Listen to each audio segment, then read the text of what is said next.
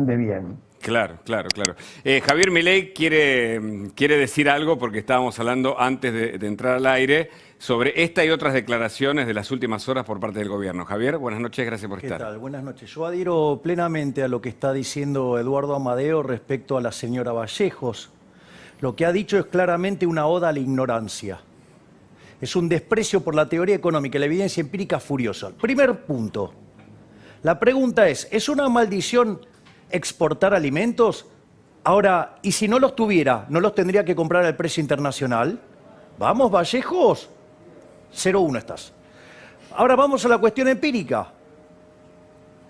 Países como Estados Unidos, como Canadá, como Australia, como Nueva Zelanda, tienen dotaciones muy parecidas a las nuestras y se convirtieron en países desarrollados. Justamente por como recién ahí hizo una línea muy sutil Amadeo, y es que el hecho de estas políticas que Argentina aplica desde la década del 30, que son la base por las cuales nos venimos hundiendo, justamente en base a ese modelo cepalino, toda esa, digamos, centro-periferia, toda esa porquería que empezamos a abrazar en ese momento y que de ser de los países más ricos del mundo, hoy estamos oscilando entre el 100 y el 120, o sea, estamos en la mitad de la tabla para abajo. Después del modelo agroexportador, le decimos de paso. No, bueno, pasando la historia, ¿no? Claro, que fue el que nos convirtió en el país más rico del mundo en 1895. Claro. Después hay otra burrada que tiene que ver con el tema de lo que es la inflación, porque uno podría decir, claro, porque sube el precio de los alimentos, entonces hay inflación. Eso es falso.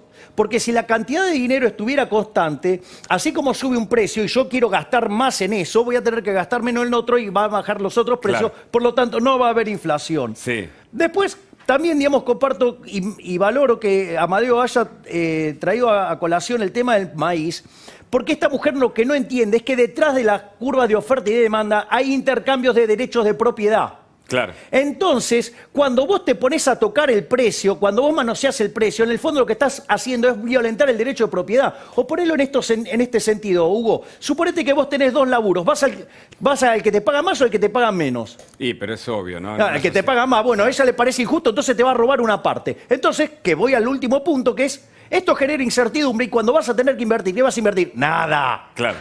¿La va a decrecer este año? Definitivamente.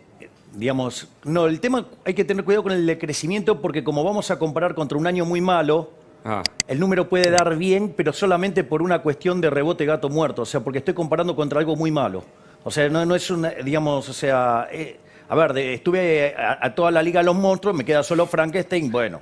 La Liga de los Monstruos. Claro. Ahora, pero comparto el razonamiento de Amadeo como perspectiva de largo plazo, de este tipo de cosas, porque aparte fíjate, Hugo, que cada vez que tiran estos globos de ensayo, entonces si pasa, pasa, y si no, pero después vuelve. Esto ya lo han hecho varias veces y termina pasando, tarde o temprano estas cosas terminan llegando. Entonces, en realidad, vos tenés así un shock, o a veces lo hacen, te tiran algo, te van por 100, pero te terminan sacando 5, pero quieras o no, te terminan expropiando. Hay una cuestión de avance sobre el derecho de propiedad. Y hay otro tema muy interesante que mencionó Amadeo y que estaba ligado al punto 5 que levanté yo en la parte inicial, que es el efecto de la incertidumbre. Cuando vos tenés incertidumbre, la incertidumbre es peor que el riesgo, porque vos el riesgo lo podés manejar, la incertidumbre no. Y eso se manifiesta en que las tasas de descuento para un proyecto se vuelven estratosféricas. Y por eso estuvo muy bueno eso que dijo, se te achica el futuro. Es decir, no podés proyectar de largo plazo. Y si no vas a proyectar de largo plazo, no vas a tener una inversión robusta. Y cuando no tenés inversión robusta, no se incrementa el capital, no se incrementa la productividad, los salarios se destruyen y obviamente que después los alimentos te terminan siendo más caros. Pero no porque sean caros los alimentos, sino porque nosotros en realidad somos un país que venimos decreciendo permanentemente. ¿Y la comunicación del Banco Central? ¿Yo? Sí. Es una aberración. Es una cargada, es una estafa, es una ofensa al intelecto. Es decir, es un panfleto escrito para tratar de explicar muy mal técnicamente que los precios vienen determinados por los costos. Yo le voy a contar algo, o sea, Eduardo lo sabe porque es economista, pero este problema la economía lo resolvió en 1871 con un economista que se llamaba Karl Menger, que escribió un libro que se llama Principio de Economía Política, y algo que se llama ley de imputación, principio de imputación, que es que no son los costos los que determinan los precios, sino que son los precios los que determinan los costos. Y voy a explicar por qué. Suponete lo siguiente, Hugo, yo llego a una sociedad, descubro que no hay vino. Entonces, ¿qué hago? Me consigo la uva, la botella, digamos, el corcho, las etiquetas, y como además voy a tener monopolio, le cargo un bruto margen. Es una sociedad de abstemios. ¿Me pueden decir qué hago con la botella? Tu risa dice que acaba de subir el precio de la vaselina. No. Y es un vamos viendo, muchos señalan, y te lo quiero preguntar a Amadeo, también Federico tiene otra pregunta, ¿es un vamos viendo la política económica de este gobierno, por lo que acaba de decir Amadeo respecto al retroceso de la política del campo del actual gobierno? Yo no creo que sea un vamos viendo, y esto no tiene por qué estar en conflicto con lo que está diciendo Amadeo. A ver. Porque para mí este gobierno tiene un plan. El plan es el plan del Foro de San Pablo. Y cuando uno mira las etapas del Foro de San Pablo, digamos, a ver, ¿quién es el que cumplió las 3 etapas? Venezuela, ¿no? Que de ser un país rico, digamos, en los últimos 6 años le cayó 70% del PBI, 4.000% de inflación, 96% de Ni que hablar de las cuestiones políticas, ¿no? Claro. De la dictadura. Bueno. Sí. 80% de indigente y además un régimen criminal, asesino, sí, que este gobierno actual lo banca. Pero, digo, al margen de esas cosas, pero eso también es parte de la idea del Foro de San Pablo, porque a los propios se les permite todos y a los ajenos nada. O sea, digamos, eso es una cosa muy... Entonces, a ver, Venezuela entró en la última etapa, pero Argentina está en la etapa 2, que es mucho de plata, digamos, para el cambio cultural, la batalla cultural, y la otra mitad, digamos, de la agenda tiene que ver con aplicar restricciones, ir vulnerando los derechos de propiedad, y eso termina generando mal funcionamiento del sistema económico que después deriva en cada vez mayores dosis de intervención, y eso es lo que después conduce a las economías al socialismo y después las empobrece. Porque recordemos que cuando uno alertaba este tipo de cuestiones en Venezuela, ¿qué decían en Venezuela?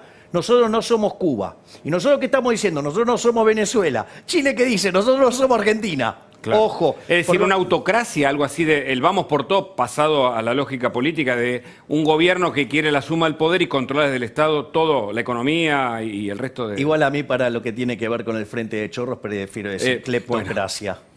Javier Milei, que además cree que si la economía va rumbo a Venezuela, obviamente es para mayor control estatal. ¿Es así, Javier? Sí, efectivamente, así es, Hugo. Y esto complementa con lo último que dijo Eduardo Amadeo, y es, ojo con, yo voy a citar 2 gigantes del pensamiento económico. Uno es Ludwig von Mises, el otro es Friedrich von Hayek. Mises escribió un libro que se llamaba Intervencionismo, el método de la tercera vía, y lo que decía Mises es que no hay más que 2 sistemas, está el socialismo y está el capitalismo. Y cualquier solución intermedia es inestable y tiende al socialismo. Por lo tanto, cuando vos abrazaste las ideas del socialismo, cada vez vas más para allá. Y eso también puede ser explicado también en un libro de Hayek, maravilloso, que se llama Camino de Servidumbre, que muestra que cuando vos intervenís en un mercado, porque cuando vos haces un intercambio, que estás haciendo intercambios de derecho de propiedad y son voluntarios, y eso conduce a la mejora de las 2 partes, cuando vos te metés a intervenir en eso, ¿qué pasa? Genera daño a las 2 partes. Y al darse esa situación, genera un resultado peor que el que tenías originalmente. Entonces, ¿qué pasa? Demanda más intervención.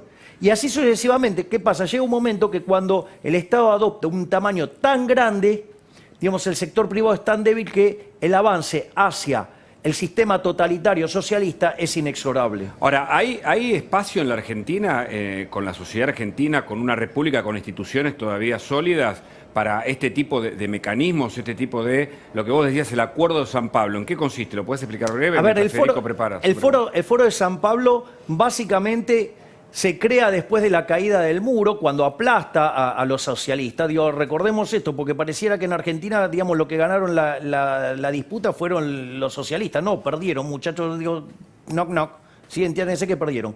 Ahora, digamos, al margen de eso, ¿sí? Como se quedaron sin financiamiento, ¿qué hicieron? Se juntaron todos, armaron el Foro de San Pablo. En aquel momento el único presidente era Fidel Castro, ¿sí?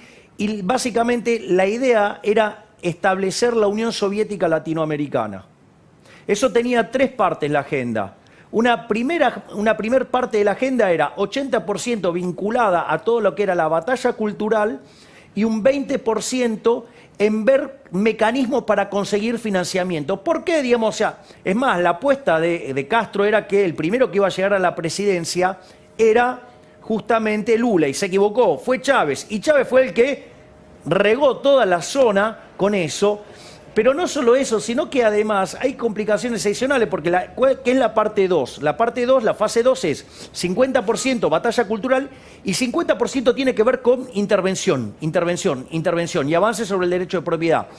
¿Qué es la tercera etapa? Directamente el avance definitivo sobre la propiedad privada, y que es lo que termina generando el desmoronamiento total del sistema. Y eso es básicamente lo que está subyacente en la agenda de este gobierno. No lo van a aceptar. ¿Sí? Cualquiera que diga esto lo van a estigmatizar, lo van a perseguir, pero la realidad es eso a lo que apuntan, porque ¿saben qué? En el socialismo a los únicos que les va bien es a los políticos, a los jerarcas, a los oligarcas de la política. Es decir, en este caso se sienten que son ellos y no le importa. Eso sí, logran la igualdad. Sacando los jerarcas, todos pobres. Bueno, lindo país nos querés llevar. Por ahora, el resultado indica que la pobreza en la Argentina viene creciendo de manera sistemática, paulatina, pero sin retorno, Federico. Claro, bueno, y a propósito de esto que decís, Hugo, a mí me gustaría plantearme, ¿no? Y plantearle a Javier, ¿cómo haces con el dato cierto, puro y duro, de que la mitad de la población está en la pobreza? ¿Qué se hace, digo, desde tu punto de vista, con esa cantidad enorme de gente, con esos millones de personas que no tendrían ningún otro recurso que no sea la asistencia estatal? Eso, digamos, desde lo económico. Y después desde lo cultural. Vos tenés varias generaciones que han crecido en esta idea de que tienen que recibir absolutamente todo por parte del Estado. A ver, la única solución que encontró el mundo a esto se llama crecimiento económico.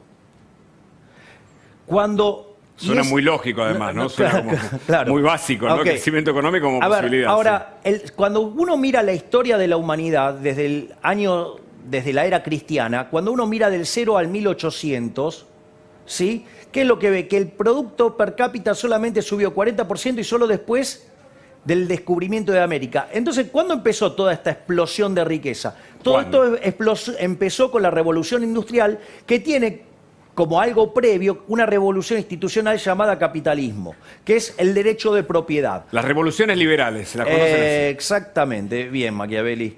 O sea, veo que anda tomando buenos apuntes. Bueno, algo estudiamos. No, ya lo sé. Hice un chiste. Entonces, ¿qué es lo que pasa? Lo que pasa es que me sentí mal. Amadeo dijo que estaba Martín de Tasque, profesor, y yo tengo 30 años de docente universitario. Es muy importante. Pero al margen de la humorada, porque además Martín es uno de mis mejores amigos. Es que la realidad es tan, la realidad es tan dramática, los datos, lo que Federico siempre nos trae, incluso a nivel de la salud, de la cantidad de contagios día a día, que no hay manera de plantearla de otro modo que no sea de manera amable, incluso con una sonrisa, hasta con un poquito de sarcasmo y por qué no. Exacto.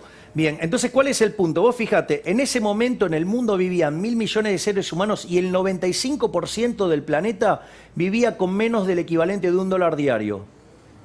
Hoy, ¿me comprendés? Previo a la llegada a esta crisis del coronavirus... Somos casi 8.000, ¿no? Son 7.800, exactamente, 7.800 millones de seres humanos que viven en el planeta Tierra, y era 5% ese número. Es decir, ¿y eso cómo se consiguió? A partir del crecimiento económico. Mirá, el crecimiento económico no tiene mucha magia. Eso ya lo había descubierto Adam Smith en la investigación sobre la naturaleza y la causa de la riqueza de las naciones, para los amigos, la riqueza de las naciones, ¿sí? Donde básicamente describe cómo es un proceso de crecimiento económico, y en esa lógica, digamos, la base, ¿sabes cuál es? Invertir. Pero para invertir tenés que respetar los derechos de propiedad y además tenés que generar ahorro. Entonces, cuando vos, ¿sí?, trabajás con la hipótesis keynesiana, dale el gasto, dale el consumo, dale el gasto, dale el consumo, y todo el tiempo estás penalizando el ahorro, ¿sí? No solo que penalizás la inversión y la economía no crece, sino que además, como lo hacés del sector público y vivís con déficits fiscales descomunales, terminamos en crisis tremenda. Les voy a pasar un dato muy interesante. Dale, a ver. En los últimos 40 años, Argentina es el segundo país del mundo que menos creció. Vamos, está el todo segundo dicho. país, ¿quién es el primero? Es un país africano, ahora no me acuerdo bien el nombre, pero... O sea que en los últimos 40 años, el segundo país que menos creció después de un país africano... es Argentina.